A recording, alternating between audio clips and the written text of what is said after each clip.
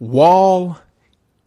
That's how you say that name. Wow. See, I knew you were going to do that. Hey, he did it just right. I did. So screw you, Corey. Yeah.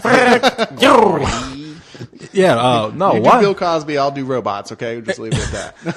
How about we do Bill Cosby as a robot? Wow.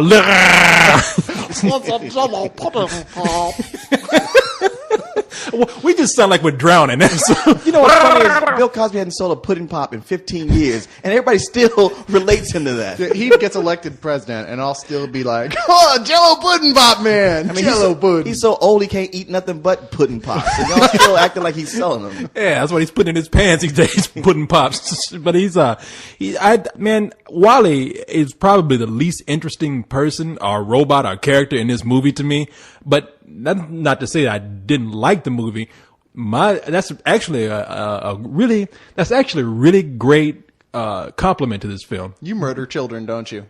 Yeah. You like to kill children. You enjoy their pain and their screams and suffering. The main character, you say he's not interesting. He's in 90% of the movie. Yeah, he is there's one other really kind of main character, and everyone else is tertiary. Wait, see, y'all jumping on my ass. Can I finish? Are you saying he's less interesting than his sidekick Cockroach? It's only because he's white. Yeah, exactly. Walle has the soul of the white man in him. No, Walle is what I'm saying is Walle is a good character. Yeah. And this movie is really good enough. And all the stuff that went on with no dialogue for the first, 30 minutes of the movie was actually very clever. But there was so much more to this movie than I thought there would be. Well, the thing about this movie is, that's funny, is like, it's really a lot like the dystopian future movies, sci-fi movies from the 70s. I mean, this is this very haunting quality to it. And it's almost kind of, you feel a sense of despair throughout it. I mean, it's Disney and Pixar, so they're going to give you some hope. But when you really look at it, I mean, you're looking at the Earth in the future where everything is just trash. You think you see a cityscape, and it's all just garbage. Yeah, in the shape of a city. It's Silent Running crossed with Idiocracy, really. Exactly. I mean, no, this is a Disney movie, but you got to wonder what kind of horrible apocalypse happened that left everybody dead and Walle out there by himself. Well, what's funny is that Disney never wanted to make this movie at all. This was Pixar and John Lasseter's dream project in the beginning. Like, if you go to Toy Story, there's a reference to Walle in that movie. He's been wanting to do this the whole time, but of course, they're like, wait, you want to make a movie basically without dialogue about a robot that exists on the planet Earth after all the humans are dead? Yeah, the kids are going to love that. Yeah, this is Disney. We don't do that. Yeah, exactly. But you know what? This was a project of passion. Little Walle is just desperately cute. They use every trick in the book for expressiveness without actually using words. His story is fascinating, quite frankly. His whole trip, first like basically enjoying the remainder of the trashy fruits of Earth and our culture, and then eventually heading off into outer space. I think that this was the quietest I've ever seen a kid audience. They were really into this. Yeah, well, it does capture you, because it's funny how in the beginning, that first 30 minutes with him on the last survivor on Earth, it's almost like I Am Legend. Yeah, no, I was just going to say that. It's funny because I was talking to somebody who was at the movie with us tonight, and like they said, yeah, you expecting to see Will Smith pop up somewhere walking with that damn dog and running from some vampires in the background. But no, I think kids were so quiet because they were scared. They're like, oh shit, is that Earth? I think so too. I think they come in ready to be entertained and have some fun music and laughs, and it's like, Mommy, I'm depressed. Yeah, no, here's what your generation is gonna do. Yeah. No, I was like, well, I wonder what if they cut those scenes where Walle was pulling out dead bodies from the trash heaps and crunching them up and putting them away. I want to see Walle's collection of skulls on the wall like the Predator. I know, right? Now the movie takes a turn when a more sophisticated robot comes, and it's a female. She's sort of like the hot chick version of a robot, and Walle has a little bit of stalker in him. I mean, the way he falls in love with her and all, like when she's turned off and taken care of her, it's almost like somebody who's taking care of a woman who's in a coma. Yeah, no, but let's just admit, the robot's name is Eve. In fact, she talked like they both got a speech impediment. Walle goes like, "Wah," and she's like, "Eve," mean, Eve looks like a woman's sex toy. So, Yeah, no, she's the bullet. It's true. exactly. Yeah. If you don't know what the bullet is, look it up. She's a big white bullet, you know. And I got to say, even though despite that, she was kind of hot. I knew you were going to say that. Well, I'm glad he said it before I did, I because knew you know. Gloria'd do her. I know. And Well, she's white. Exactly. Thank you. There you go. And I didn't want to say it, but if I didn't, somebody else would have. True. The ghost of Carlisle would have shown up and screamed it into the mic. It's because she's white. No, she was I hot. got to chill just then. Hey, man are just horny, because as long as it's sleek and got a female voice and kind of look feminine, we'll find a hole in there somewhere. I'll pick up a rock and pull a hole in Eve if I got to. Hey, damn it, I got a vat of moisturizer. We're going to be fine. Again, this is a kid's movie, so I didn't make Eve. I didn't put that sex toy in there. Don't blame me. But this is like, it's the thing about this movie is it is almost hopelessly cute, and there's people who are going to be bugged by that, because that's kind of the whole gimmick. It's really perpetually just one cute moment after another, and yet it's so well done. It's actually cute as high art in its own way. Yeah, and you know what? You hit on a good point there. Look, I like Walle. Walle's a good guy. Walle just down there doing his thing. He's been by himself for a long time. I mean, he's going through some shit. All right? I mean, he's alone. Literally. Yeah, exactly. You know what I mean? He's in a world of shit, and the only one. And when, of course, when somebody comes down, he's going to be like that dog after you left at home for 2 days, he ain't ate. He's going crazy when you come back. Hey, you at home. Oh, thank God. And so when Eve comes down, Wally's like, oh, thank God somebody's here to give me attention. But then he just gets annoying to me, because she's still trying to do her job. And as you say, Wally's back there stalking her. And Yeah, she shuts down, and he's there basically having sex with her corpse. yeah, I'll take care of you. For all intents and purposes. I mean, it is almost like that Almodovar movie, Talk to Her, where the girl's in the coma and the guy's like, I'm taking care of her and having sex with her and nobody's looking. That's part of taking care. She got the deluxe package.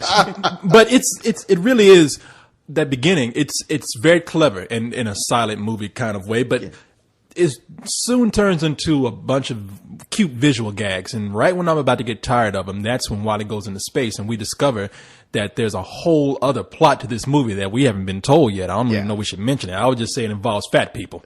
I don't even know if I want to say that. I know, because it's such a, I mean, it's like the halfway mark of the movie, I guess, about where that happens. Does that seem right? Yeah, it does. Okay. And when it happens, you knew that it was going to go somewhere else, but that specifically, it's such a nice little discovery finding out yourself. It's funny and it makes sense. Even though you may have seen messages like this before, you've never seen it done quite so charmingly as they managed to get it out here. Oh, yeah. You know? Yeah, and I mean, yeah, you're right about the cute factor. It was like, gee, I hope it's not going to stay here, and it doesn't. It moves on. Now, if there's any negative thing I would say about the movie, it has some messages that I've been hitting the head with a sledgehammer before, and I wasn't hit as hard as this movie was beating me with these messages. I'm like, all right, I'm not going to pollute no more. I'll stop shopping at Walmart. I'm not going to always drink Slurpees, and I'll get out and jog, for Christ's sakes. Just leave me alone. Yeah, no, it really is heavy-handed. I mean, if you think Walmart is evil now, I mean, when you watch this movie, I mean, Walmart is not just ruling the world; they're about to rule the universe. And as long as they're funny about it, which they are, I'm okay with that, especially because that message is going to be directed at the next generation, which are the ones who need it, so we don't end up with this planet with just Walle running around collecting our detritus.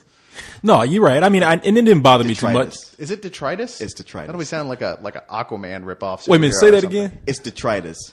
It always sounded like some sort of cheap Aquaman ripoff to me. I'm glad you busted his ass. I always trying to use some big ass words. I know when I got my head turned, you got some fucking thesaurus in your pocket you looking at. That's because I'm always reading and not actually talking to people, except you dummies who don't know what the hell you're talking about. You comic book reading son of a bitch. Don't you talk to me about that. You probably thought that was a superhero, Demetrius, before you said this shit. Exactly. Fuck you, man. Detritus, he was the Roman god of trash. I read real books like Maxim. Exactly. Well, they got real pictures in there.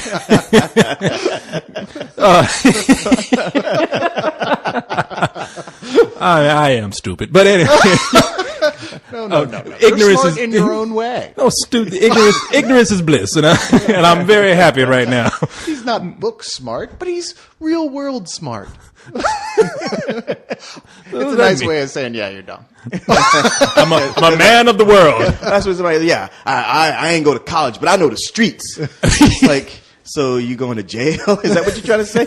Shout of the street. No. Yeah, I wouldn't try to get a job with that. don't put that on your resume. I got street knowledge. I'm like Walle. I got street knowledge. Unless you're directing a step up as you go back three to or sweeping the streets. Yeah, exactly. You used to tell people that. You see the way Walle's cleaning up shit. You don't stay in school. That's going to be you in a few years. No, I mean, really, I was pleasantly surprised by what I saw later on in the movie. I know what I said sounds like a complaint, and in a way it is. I really do think that when they run out of stuff to do with Walle, they just keep doing one cute joke after another. But that's not a real bad criticism because there's so much good stuff in this movie. And I mean, this is top-notch filmmaking too. Yeah, no, I think it achieves its goals absolutely, and yet this is actually made a little bit more for younger folk. Pixar likes to go back and forth with their movies on that sort of stuff, but I can't think of anything really bad about the movie per se, other than it's not as much made for me. The Incredibles remains my mainstay Pixar film, but that's because that one was made specifically for me. Yeah. I mean, this is the kind of movie where, like, it's almost a waste of time to give it a rating because you know it's full price. It is top notch. Any kind of Pixar movie, like, above a certain level is a great movie. And it just depends on one might be your favorite over the others. Yeah. True. Yeah. I lean more towards The Incredibles, but this is the best movie they've done since The Incredibles. Yeah. No, John Lasseter is the director here, and that guy is just, I mean, he's amazing. Yeah, I bow in front of him. Matter of fact, I would go so far as to say that this is the apology for Cars. Yeah. He still needs to apologize a little more. Maybe Incredibles 2? Are they doing an Incredibles 2? Well, see what happens when you say it? People go, huh? But you say Cars 2 and they go, yeah. Oh, it's going to happen. Because you mentioned it. This review's going to suck, man, because we can't talk about nothing. I mean, the biggest surprise in the movie is you almost feel like you're going to give too much away if you mention it. And it comes halfway through so that we can really only tell you about the first half. Hell yeah, about what you've seen in the commercial, pretty much. So we're reviewing the trailer for all extents and purposes. Exactly. Full price, y'all. Good night. Thank you. It's funny because the whole thing looked just like New York from I Am Legend. In fact, I expected to see Will Smith pop out of one of those trash heaps in the background with vampires chasing his ass or something. Yeah, but then it would have been explained that Xenu was the one who killed all the people. It's the god of Scientology. It's funny, too, because I like Will Smith. I don't have any problem with him at all. He's one of my favorite actors. But I think he's one of your favorite actors? I think because the guy's gotten by for years on just charm. I mean, he does have a presence. But what I'm saying... You're a sellout. Well, like I said, I can't treat my brother like that. My twin, my doppelganger, if you will. Your twin. He wants to be me, as a matter of fact. No, but as lonely as Walle is, I think even he just say, "Fuck it, I can't deal with Will Smith no more." I mean, that's true. At some point, he would get sick of Will Smith mugging for the camera and making dumbass jokes, and he would just be like, "You know what? I'm just drop one of those cubes of garbage on him and be done with it." You got to watch out though, because 50 years from now, the CG version of Will Smith will be teamed up with his Walle sidekick in some wacky adventure that will be the last thing we'll see on our deathbed before we say, "Oh, fuck this." Hey, Walle, come on, man. Walle, I ain't even playing, man. Let's go, man. Come on, Walle. Hey, Walle. And Walle be like, "Will you get the fuck away from me?" Don't go there, Walle. People haven't said don't go there in 10 years. Why are you still doing this? Go ahead, Walle. Call me an asshole again. Boy, Walle is about the most cleaningest motherfucker out there. He's like the ultimate janitor. Every robot has just pretty much said, "I'm done." Just stopped, went on vacation. Walle's still out there doing shit. Of course, this is in your context. I mean, we are sitting in your house right now, and I can tell you, anything would seem like, dude, that robot's totally anal retentive about cleaning. There's like a piece of pizza over here that I think's evolved into a sentient life form. and there are people who would say, yeah, it'd be typical for a black man to be complaining about doing work. Oh, what does this always have to go with it, man? I'm just talking about Walle cleaning. Oh, Walle's just doing his job. He got nothing else to do but do his job. He's a simple robot, and he's got simple wants and needs. He's pleased cleaning up your garbage.